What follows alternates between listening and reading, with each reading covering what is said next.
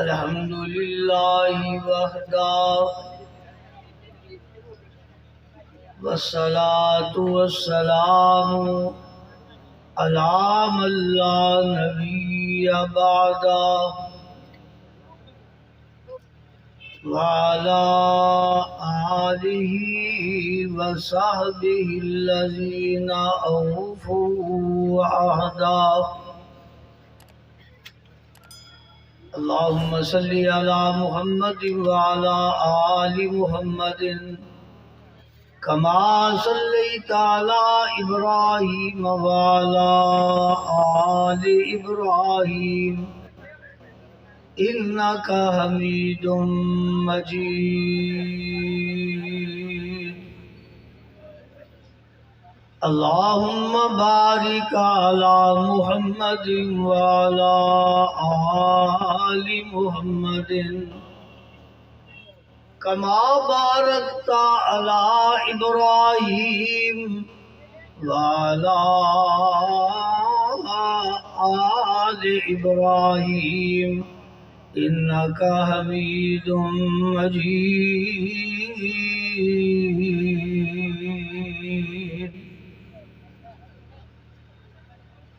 أعوذ بالله من الشيطان الرجيم. بسم الله الرحمن الرحيم.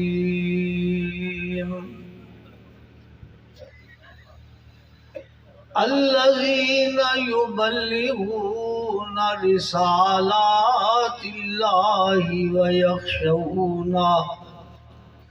ولا يخشون أحدا إلا الله وكفى بالله حسيبا. ما كان محمد أبا أحد من رجالكم ولكن رسول الله وخاتم النبيين وكان الله بكل شيء عليما.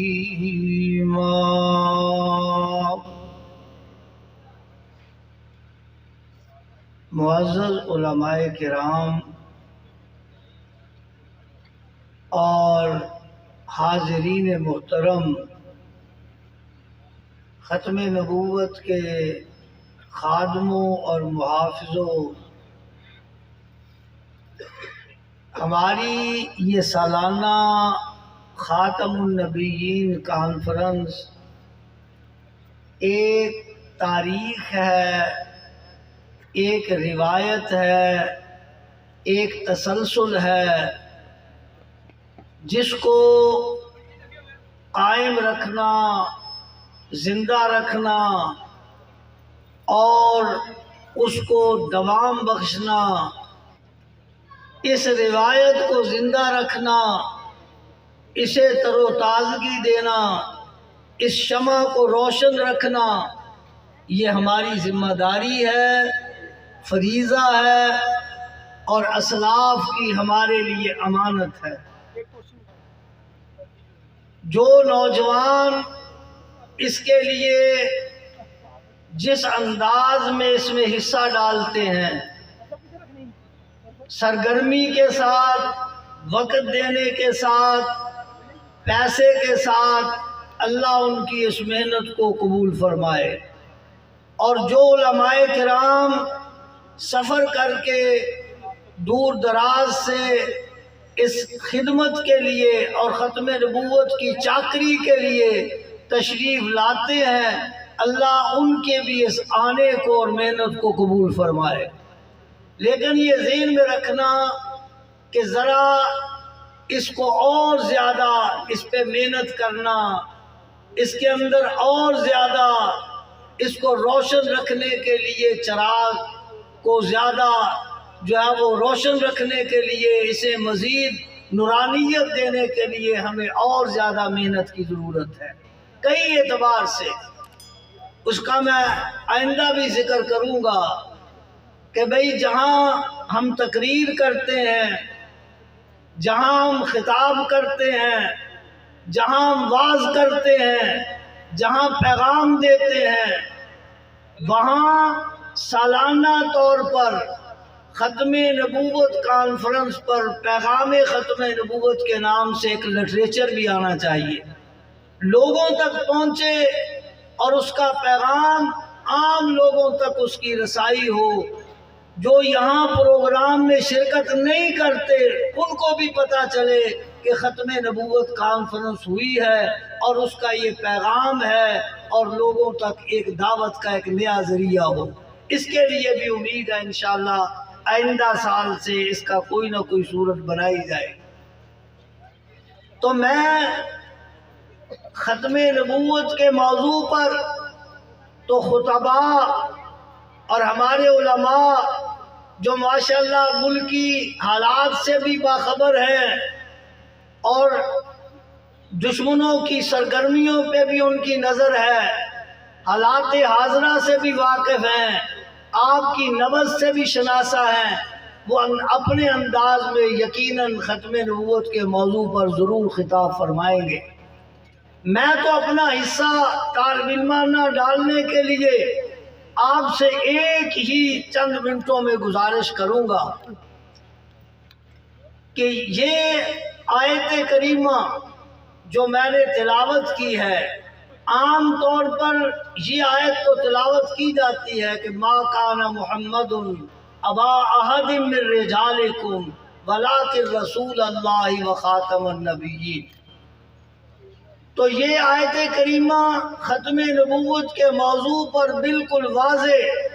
اور اس میں کوئی کسی قسم کا ابہام نہیں ہے، لیکن میں آپ سے یہ بات بتانا چاہتا ہوں کہ اس سے پچھلی آیت جو میں نے تلاوت کی ہے، الذین یبلغون رسالات اللہ ویخشونہ ولا یخشون احدا الا اللہ، کہ وہ لوگ جو اللہ کی رسالات اور پیغام کو پہنچاتے ہیں اور پہنچاتے رہیں گے، اور وہ اس پیغام کو پہنچانے میں اللہ کے سوا کوئی کسی کا ڈر ان کو نہیں ہے، وہ لوگ کتنے خوش نصیب ہیں اور وہ اس ڈیوٹی کو اور اس فریضہ کو سر انجام دے رہے ہیں۔ حقیقت میں یہ آیت کریمہ ختم نبوت کی آیت کی تمہید ہے اور یہ بتا رہی ہے کہ سرور کائنات محمد الرسول اللہ صلی اللہ علیہ وسلم کیوں خاتم النبیین ہے۔ اس لیے کہ جو کام ایک نبی کو کرنا چاہیے، اور نبی جس لیے کائنات میں آتے ہیں اور رسول جس لیے دنیا میں آتا ہے، وہ اللہ کا پیغام پہنچانے کے لیے آتا ہے، اللہ کے جو ہے وہ تعلیمات کو عام کرنے کے لیے آتا ہے، اللہ کی توحید کو پھیلانے کے لیے آتا ہے، معاشرے کی اصلاح کے لیے آتا ہے، انسانوں کو انسان بنانے کے لیے آتا ہے۔ تو وہ کام جو ایک پیغمبر نے کیا، اس کے کرنے کے بعد انہوں نے ایسے افراد کے ذمے وہ کام لگا دیا کہ اس کے جانے کے بعد وہ اس کے پیغام رسالت کو پہنچاتے بھی ہیں اور قیامت تک پہنچاتے رہیں گے۔ اس لیے کسی نئے نبی آنے کی ضرورت نہیں، اس لیے کہ جب ایک کام ہو رہا ہے اور اس کے ہونے کا انتظام اللہ نے کر لیا، افراد تیار کر دیے اور ان کے ذمے ڈیوٹی لگا دی گئی، ان کو بتا دیا گیا مجمع عام کے اندر، اور 1,44,000 لوگوں کے مجمع میں کہا گیا، اور سرور کائنات محمد الرسول اللہ صلی اللہ علیہ وسلم نے لوگوں کے سامنے کہا کہ لوگوں، آج تم اتنی تعداد میں یہاں جمع ہو اور مجھے خوشی ہے کہ یہ میری رسالت کی محنت کا نتیجہ ہے، لیکن میں آپ سے ایک بات کرنا چاہتا ہوں کہ انتم تسالون عنی، تمہیں قیامت کے دن اللہ رب العالمین اسی طرح میرے بارے میں سوال کریں گے کہ کیا تم نے اللہ کا پیغام پہنچا دیا؟ اس لیے آپ کی ڈیوٹی تھی کہ یا ایھا الرسول بلغ ما انزل الیک من ربک، تو بتاؤ فما تم قائلون، تم رب العالمین کے سامنے کیا جواب دو گے؟ تو تمام صحابہ کرام نے بیک آواز کہا اور بڑے درد دل سے کہا کہ بلغتا وعدیتا ونصحتا، اللہ کے رسول آپ نے اللہ کا پیغام پہنچا بھی دیا، اس کو ادا بھی کر دیا، بلکہ ادا کرنے کا حق ادا کر دیا، احسن انداز میں کیا۔ تو میرے آقا نے پھر کیا فرمایا؟ وہ بات جو میں ذکر کرنا چاہتا ہوں، فرمایا میں نے تو یہ کام کر دیا، اب میرے بعد یہ ڈیوٹی کسی نبی کی نہیں، یہ ڈیوٹی تمہاری ہے۔ فَلْيُبَلِّغِ الشَّاهِدُ الْغَائِبُ، اب یہ پیغام جو میں نے تمہیں دیا ہے، اب یہ پیغام تم نے دنیا پہ پہنچانا ہے، اس لیے کہ میرے بعد اب کسی نبی نے نہیں آنا۔ میں آج آپ کو یہ ذکر کرنا چاہتا ہوں کہ دلائل کیا ہے کہ نبی نہیں آئے گا، ضروری احادیث کیا ہیں، تواریخ کیا ہیں، میں آج اس کا ذکر نہیں کرنا چاہتا، میں صرف یہ ذکر کرنا چاہتا ہوں کہ اللہ نے آئندہ وہ کام جو نبی آ کے کرتے ہیں، اللہ نے وہ صحابہ کی ڈیوٹی لگا دی، اور اس کے بعد فرمایا کہ جب وہ ڈیوٹی پوری ہو رہی ہے اور وہ کر رہے ہیں، بلکہ پیغمبر کے بارے میں تو فرمایا بلغ، پہنچا دیجیے، اور صحابہ کے بارے میں خبر دی کہ وہ لوگ جن کے ذمے ڈیوٹی لگا دی گئی تھی وہ اپنی ڈیوٹی کو، تبلیغ رسالت کو ادا کر بھی رہے ہیں اور قیامت تک کے لیے کرتے رہے۔ یبلغون، کیوں جی قاری صاحب؟ یبلغون رسالات اللہ، وہ اللہ کی رسالات کو پہنچا رہے ہیں اور پہنچاتے رہیں گے۔ تو آپ یہ بتائیے، میں آپ سے سوال کرتا ہوں، ایک چیز ہو رہی ہو، ایک کام ہو رہا ہو، ایک ڈیوٹی جو ہے وہ انجام دی جا رہی ہو، مثلا میں تقریر کر رہا ہوں تو کوئی بندہ کہے جی مولوی صاحب تقریر کرو، وہ تقریر تو ہو رہی ہے، ایک جو ہے وہ سپیکر والا اس نے سپیکر لگا دیا، آواز آ رہی ہے، کام ہو رہا ہے، اور ایک آدمی آ کے ایک نیا سپیکر والا وہ کہے یہ بھی سپیکر لگا دو، وہ کہیں گے بے وقوف، سپیکر کا انتظام تو ہو رہا ہے، آواز تو پہنچائی جا رہی ہے، کام تو ہو رہا ہے۔ ایک آدمی اس کو بھوک نہیں ہے اور اس کے سامنے کھانا رکھ دیا جائے، اسے کہا جی کھا لو، وہ کہا جی مجھے بھوک ہی نہیں، ضرورت ہی نہیں، کام ہی۔ ایک آدمی کو پیاس ہی نہیں لگی اور اسے کہا جائے کہ تم پانی پی لو، ایک چیز کی ضرورت ہی نہیں ہے۔ تو جب کائنات کے اندر وہ ضرورت جو توحید کی صورت میں تھی، انسانیت کو سدھارنے کی صورت میں تھی، اخلاق کی صورت میں تھی اور معاشرت کے کام کرنے کی تھی، وہ سرور کائنات محمد الرسول اللہ صلی اللہ علیہ وسلم آسن انداز میں ادا کر کے دنیا سے تشریف لے گئے۔ اگر وہ اللہ کی توحید تھی تو کائنات کا وہ کون سا ایسا حصہ ہے، وہ کون سا مشرق ہے یا مغرب ہے، شمال ہے یا جنوب ہے، اور کوئی بیت مدرن بلا ببرن، کوئی جو ہے وہ ایک پہاڑ کی چوٹی ہے، ایک خیمہ ہے، ایک کچی جگہ ہے، کوئی ایسا سمندر کا جزیرہ ہے جہاں تک سرور کائنات نے اللہ کا الحاکمین کا پیغام نہ پہنچایا ہو اور توحید کا حق ادا نہ کیا ہو، یہ ضرورت تو سرور کائنات محمد الرسول اللہ پوری کر گئے۔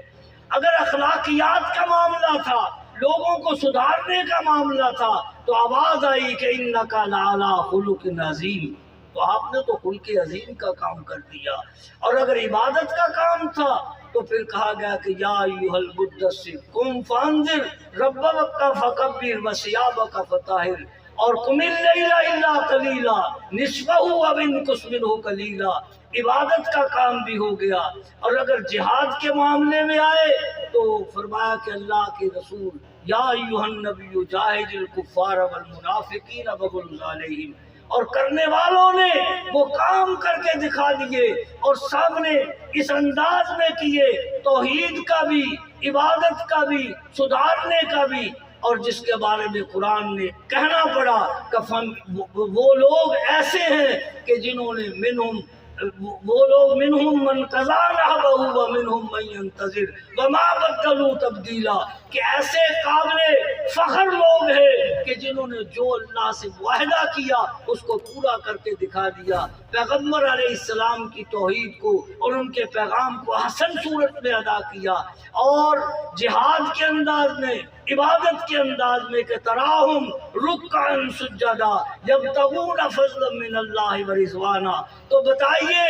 توحید کو پھیلانے کا کام، اخلاقیات کو سنوارنے کا کام، معاشرے اور انسانیت کو بہتر بنانے کا کام، اور دنیا میں ہر قسم کی معاشرتی، سیاسی اور ہر قسم کی ضروریات کو پورا کرنے کا کام وہ سرور کائنات محمد الرسول اللہ کر گئے، اور صحابہ کرام جو ہے وہ آگے انہوں نے دنیا کو ہر جگہ پیغام پہنچا دیا۔ اب وہ کون سی ضرورت تھی جس کے لیے ہمیں نئے نبوت کی ضرورت پیش آئی؟ آپ ایسے سمجھیے کہ رب العالمین نے کبھی کائنات میں بلا ضرورت کسی چیز کو پیدا نہیں کیا۔ یہ رب العالمین کا اصول ہے کہ ایک چیز کی ضرورت ہی نہیں، ایک عام بھی بندہ عقل مند کہے گا کہ بھی ایک چیز کی ضرورت ہی نہیں، اس کا احساس ہی نہیں، کسی کو طلب ہی نہیں، کسی کا مطالبہ ہی نہیں، تو پھر اس کو لانے کی کیا ضرورت ہے؟ کائنات میں بتائیے کہ وہ کون سا کام ہے جو انہوں نے آ کے کیا؟ عقائد کا کام کیا ہے اس نے،